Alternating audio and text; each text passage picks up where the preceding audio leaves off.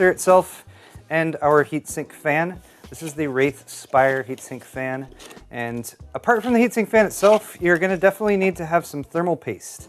Now, if you're buying this brand new, you'll have some thermal paste pre-applied on the bottom of the Wraith Spire cooler, so that's what we're going to use today. It's already pre-applied, so you don't have to worry about it. Just don't touch it before you install the processor and get the heatsink fan installed as well. Next up, our CPU, and that comes in a little clamshell. Keeps it protected. Until you're ready to install this, probably keep it in here. And again, bear in mind there are a bunch of pins on the bottom of the CPU, and those are fairly delicate, so you don't want to bend those or anything like that. The CPU itself can be handled by the edges, most ideally. You want to minimize contact with the top here, as well as the pins on the bottom, and that's simply to keep oils from your fingers to getting all over it and that kind of thing.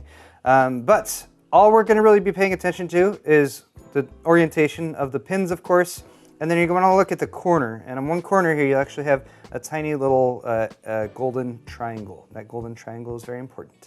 So keep an eye where that golden triangle is, and then take a look at your AM4 socket down here on the motherboard itself. You're going to have a little lever arm on the side, so just pull that out ever so slightly and lift it up. That will open the socket, and it's ready for the CPU now. Take the gold triangle of the CPU, line it up with the triangle that's sort of in the edge of the socket. So with the two corners lined up so they're in the same corner, just set the CPU straight down on top of the socket and it'll drop down into place. This is what is known as a zero insertion force socket, which means you don't need to press down on that at all. If it doesn't drop in for you like mine did, just lift it up, flip it over, and take a gander at the pins on the underneath. You can look at them from the edge. Just make sure they're all straight. If they're not straight, I'll link a video where I go over some basic tips on actually correcting that and straightening out some motherboard pins. But it should just drop in like that, and if it does, go ahead and lower that little lever arm.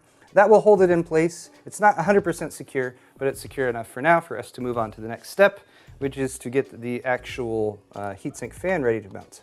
Okay, I've added yet another little piece of hardware here, and that is just a electric screwdriver. I'm just cheating a little bit.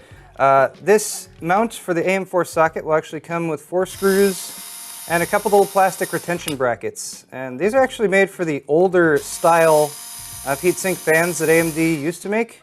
And even though they don't make that style anymore, they still have left that on there. Those actually screw into a backplate piece. So if I lift the motherboard up, you can see that backplate. And that backplate is what we're going to install the heatsink fan to. So that should stay in place, but bear in mind there's nothing holding it there right now, so you might have to kind of position it there as you mount the heatsink fan. If you lay everything flat, it should line up just as we're looking at right now. So to mount our heatsink fan, again, pretty much just going to line up the screws with where they go there. And bear in mind you've got a little cable coming off the side of this, and that is to plug in the fan. So you should kind of reality check here as well and make sure where you're going to plug that in. It should be labeled as CPU fan header. On this particular motherboard, it's located right over here, a little gray plug. So just bear in mind you're going to need to route the cable over to that and make sure you have enough cable length in order to do that. So I've just set the heatsink fan on top, 4 screws have lined up. I'm going to start by just giving a couple turns to each screw to get it threaded onto that back plate behind the motherboard. You don't want to tighten one corner down before you start the other screws. That'll make it harder to get the other screws started in the threading on the back plate, and it will also potentially put disproportionate force on one corner of the CPU, which isn't a huge deal, but something you should watch out for. Once you've got them started, you can go ahead and go with opposite corners one at a time, and you can tighten each one down. And you can tighten those down tight, not too tight, but they can be pretty snug on there. Beyond that, we just got our cable hanging off there, and I'm just going to route that around and plug it in to the CPU fan header. And the other thing we can do right now, while we've got the motherboard out and easily accessible, is install our system memory.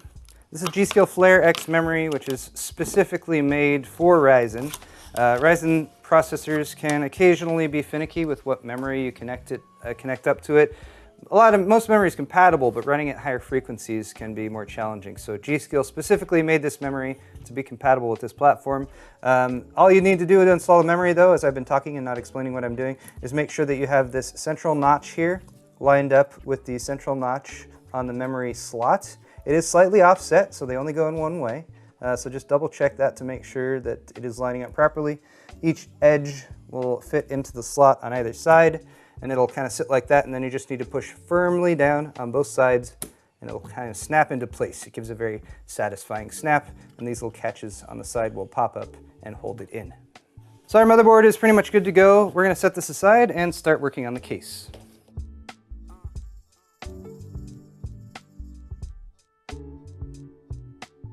So once you've got your case out of the box, give it a once over, make sure everything is not damaged. This case is very small, very boxy, but you're basically going to have two side panels on either side.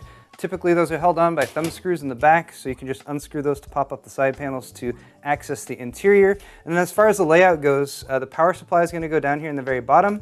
The motherboard will actually sit flat in this central area, and then everything else kind of goes on top of it there. So first thing that you'll want to do is get rid of these thumb screws and start disassembling the case so we can access the interior. So I've removed all of our side panel pieces. One thing I will say is if your side panels have clear plexiglass like this, they'll usually have plastic over the top of it just to keep it from getting scratched up during shipping. These are really, really easy to scratch. So I recommend leaving that plastic on until the system is all put together, peeled off at the very end as sort of the finished product type thing. The things you're going to want to keep in mind are that almost every case is going to come with a set of accessories like this. Typically it will have a manual, and if it's a case that's a unique design, you might want to double check there to see if anything mounts in a unique or strange fashion. You're also going to have lots of screws, so the screws that you'll mount your motherboard with, screws that you'll mount additional hard drives with, or additional SSDs. You might have some standoffs that are specially made for mechanical hard drives and that kind of thing. And then often a set of zip ties, and these are just really handy for cable management.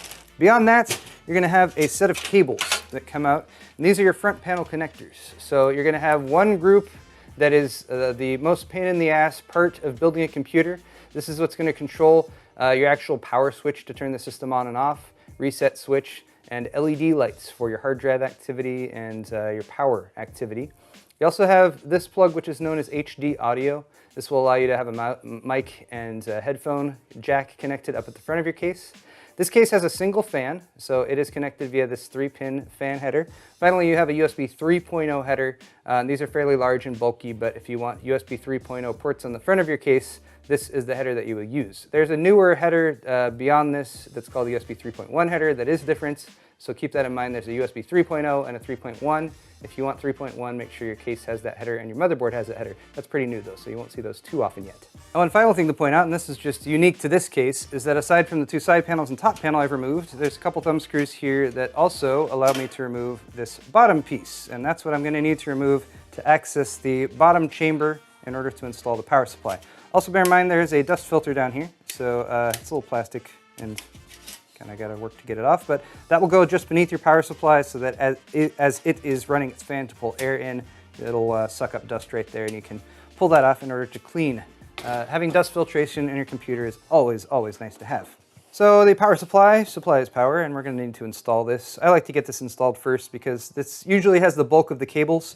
This is a fully modular power supply, so all the cables that plug into the computer are actually going to go into these plugs right here, and all of those cables are included in the packaging, and they're all separate. So the cables that we're going to need for this build is a couple for the motherboard. So we're going to need a 24-pin main power connector for the motherboard. That's that one right there. And there's the corresponding plug on the motherboard. Bear in mind there's a catch on one side of the plug, and there's a little catch on one side of the plug on the motherboard too, so it will actually stay connected when you plug it in, like so. Ta-da. Hey, that went in pretty easy. And then there's one other power plug on the motherboard. This is what is known as EPS power, supplemental CPU power. On this particular board, it's tucked away, kind of in not the most convenient position, but it's right up there. And this will sometimes be a 4-pin plug, and sometimes it'll be an 8-pin plug, depending on how much power you have going to the processor. So on the power supply side, you might have a split plug like this, an 8 and an 8, but they just fit in here side by side and plug in like that. Now for the record, I'm plugging this stuff in outside of the case just to demonstrate it right here. I'm actually going to unplug these when I install the power supply right now. Now aside from your main 24-pin, which is going to connect up right there, and your supplemental CPU power, which is going to connect up right there, you might also have what is known as PCI Express graphics, 8-pin or 6-pin PCI Express graphics. Those will also connect up to these same 8-pin plugs right here that the CPU plug connects to. Just bear in mind that the other side of the plug is different. So these are typically labeled PCI Express graphics. They're usually a 6-pin plug and then have an optional 2 pins on the other end that you can detach depending on the configuration of your graphics card. Since these are for graphics cards and we do not have a graphics card in this build, we do not need this cable, so we're not going to use it. But I just wanted to point it out to you guys in case you are installing a graphics card in your system. Beyond that, we have peripheral cables, hard drive SATA cables. There's 4 of those connectors on this power supply. Again, bear in mind this is modular, so the plugs on the power supply side might not look the same depending on the power supply that you're using. But the other sides, the sides that plug into the motherboard and your drives, should always look the same. So